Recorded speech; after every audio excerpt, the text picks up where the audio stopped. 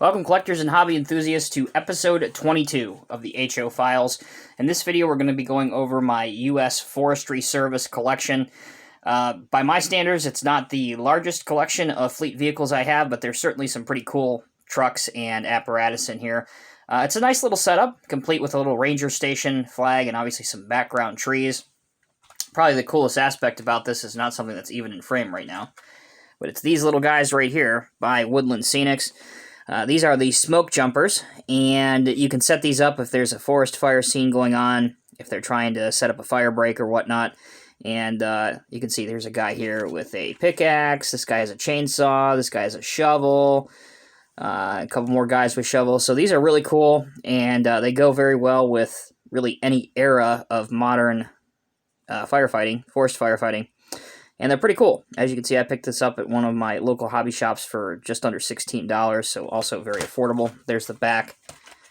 And again, they can be used for your forest firefighting scene. Okay, so let's go ahead and focus back in on these vehicles. But before we do that, I just kind of want to give you guys a brief history of the U.S. Forestry Service, because it's, of all the government agencies, it's really one that not a whole lot of people know a lot about.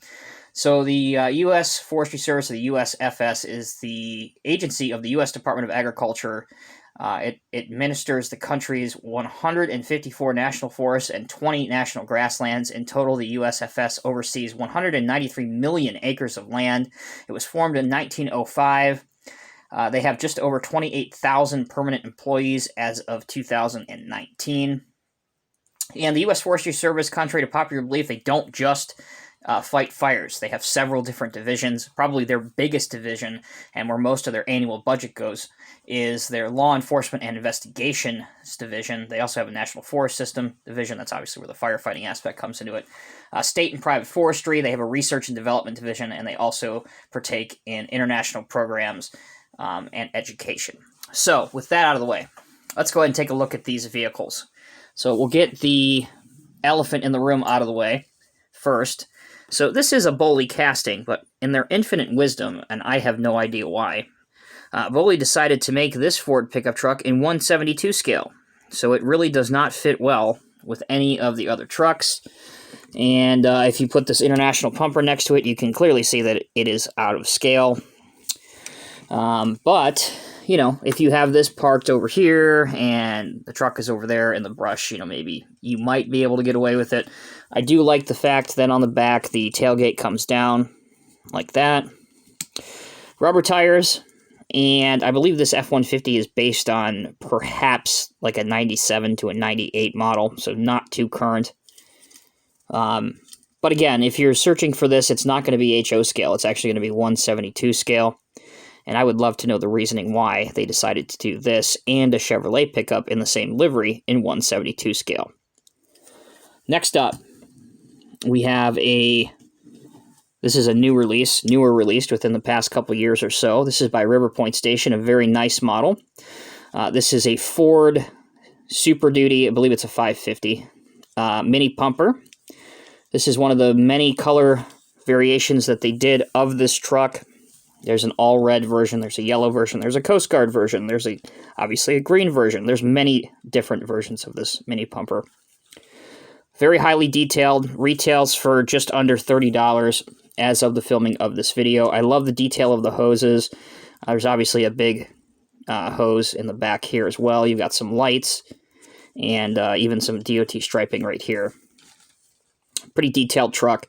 Now, the shade of green that they used for the forestry green on here is slightly, I would say, brighter than the other older style Boley trucks, but again, it's not that much of a difference where it's kind of going to throw you off a little bit. But still in all, a good looking model. Now this one back here, they do offer this in the Forestry Service colors as both a GMC top kick, which is what this is, and also as an international cab. But as of the time that I'm filming this video, I have not been able to find one in the Forestry Service color. So this is just for an example to show you that it's out there. This is a Hotspots Crew fire bus in the California Department of Forestry and Fire Protection colors. Now, if you're not familiar with what a hotspot crew is, again, basically forest firefighters, guys like this, they would go in the back of this and travel to the fire. There's their rear entry. The back again says California Department of Forestry and Fire Protection, Fire Crew. Now, the really cool thing about the U.S. Forestry Service ones of these is the crews really like to personalize this. So depending on what national park that you're in, often it will say, for example, Hot Springs Hot Shot Crew. Just for an example, they will specifically put whatever region is up on top. Again, you can Google the images for reference. But just another reason to give some personality to each of the hotspot crew buses. So there you go. This is an interesting one. I'm sure that it has intrigued those of you that have been looking at it in the background. This is a straight-up eBay custom that I just saw and had to buy it. I got it at auction for really a surprisingly low price. I'm kind of a big fan of it. Obviously, it's supposed to be based on an old 5-ton military truck, which the Forestry Service used to have plenty of. Obviously, from military to government agencies, obviously they would get plenty of these hand-me-down from the military, but it's a large pumper body on the back mounted on a 5-ton military truck body. The older ones from like the Vietnam era, 60s and 70s. But somebody put a lot of time and effort into this, and I really appreciated it, so I had to buy it. You can see that it's weathered, and they added a lot of little bits and things to this. So I like it. So I ended up winning the auction for it. Really complements the fleet quite well. And while the others are, of course, showroom shiny and new, this one provides a fresh taste of the realities of forest firefighting. All right, let's get on to the pumpers. Here is a Boley International 4900. Now, this truck did not come with the U.S. Forestry Service decal. It actually has the international decal that was common on the door, so I made my own and put it on there. You can see the rear-mounted tank. That's also another decal that I added right here. Looks like a pretty good truck. I'm not a fan of the blue light on this, and at some point I may sub out that light bar, but I do like the brush guard on the front. I think it adds a bit of realism to it as well. Here's a look underneath if you'd like to see that. So there's the international pumper. Here's another Boley casting. Everything is real on this except for, once again, the forestry decal right here that I added, but it did come with this NF Engine 22 decal and the fire decal that is stock on this one. I do like this ERV, or Emergency Response Vehicle type casting. Again, something that's very realistic to what the Forestry Service has. And then last but not least, here's a GMC Top Kick water tanker. Everything is stock on here, including the graphics. This is how I got this model. And also, if you're not a fan of GMCs, they do make the water tankers as an international cab as well. There's the rear, the side, and the front. So to date, that's the Forestry Service Fire Department fleet. 1, 2, 3, 4, 5, 6, 7 vehicles in total.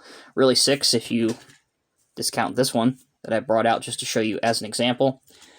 The flag here is from a Woodland Scenics municipal building set.